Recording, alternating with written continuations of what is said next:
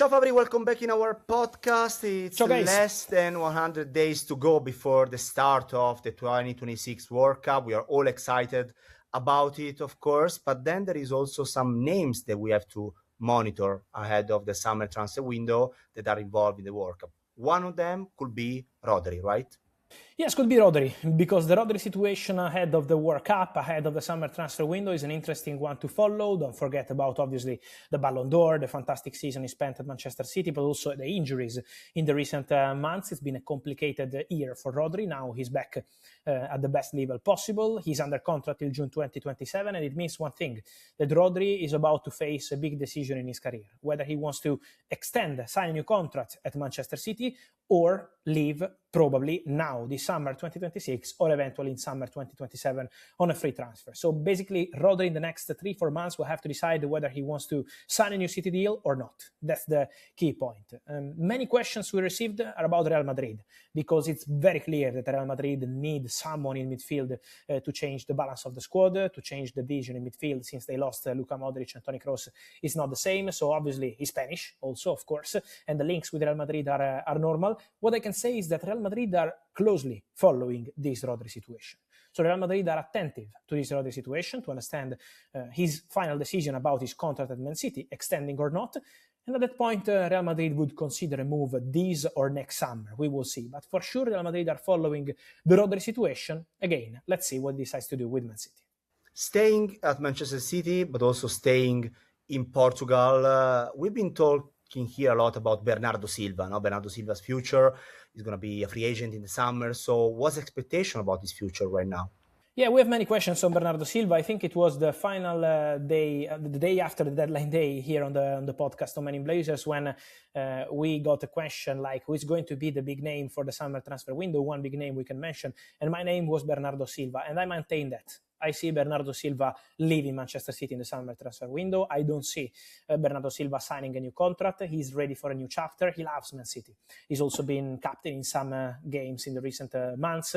He's really appreciated internally by the management, by the teammates, by Pep Guardiola, of course, the fans. So the relationship is fantastic. But Bernardo feels this could be the moment for a new chapter in football. So I see Bernardo Silva leaving. I see Bernardo deciding his next club probably before the World Cup 2026.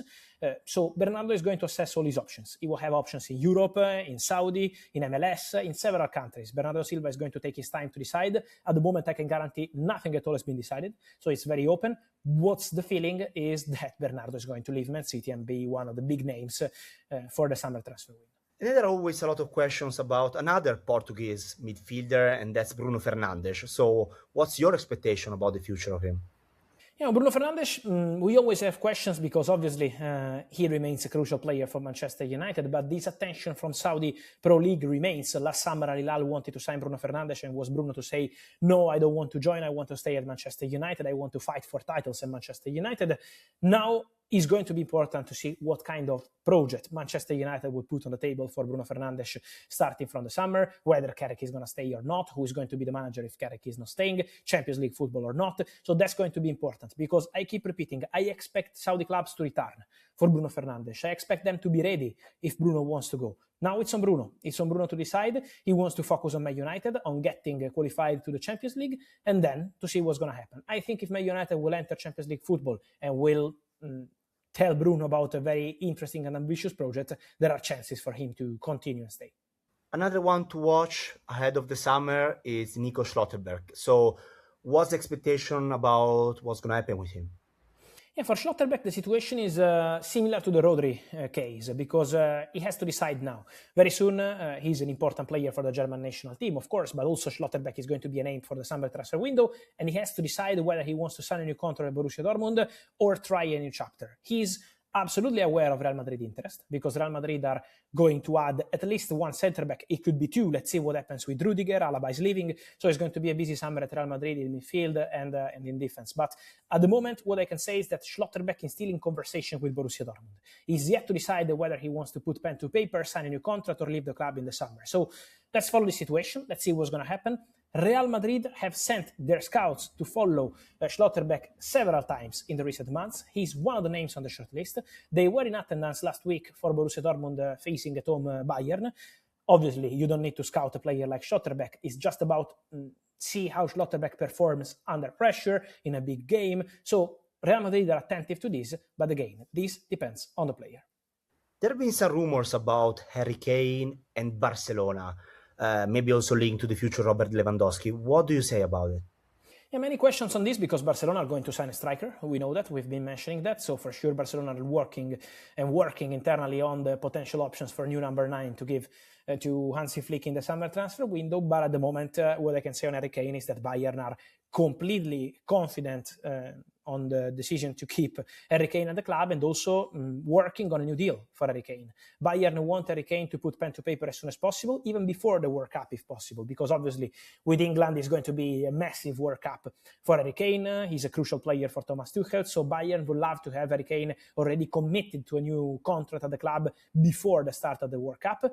From Barcelona, again, there is a lot of interest in strikers, but at the moment, Bayern don't even want to imagine the scenario with Harry Kane leaving the club. So I think he has very good chances to stay. Now Bayern are waiting to understand if Harry Kane is ready to sign a new contract. Talking about Barcelona, there is an Italian player. Italy is yet to qualify the World Cup. Hopefully we qualify for the World Cup, but a part of that, Alessandro Bastoni can become a target for Barcelona.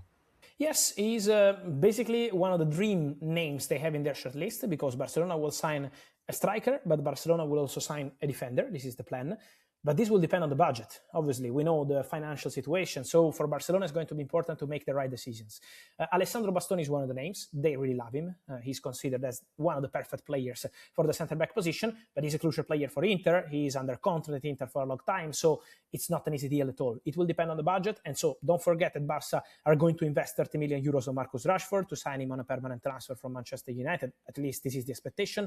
Then they have to add one more striker, and then maybe something else. So to add a defender means that you have to be careful with the budget. Bastoni is super appreciated, but I don't think Inter are going to let him go for a small transfer fee. It has to be a massive transfer among the top 3-4 record sales for Inter in their history. So it's not going to be an easy one at all. Barcelona keep following the situation, but at the moment are yet to decide who is going to be the right centre-back to add to their squad.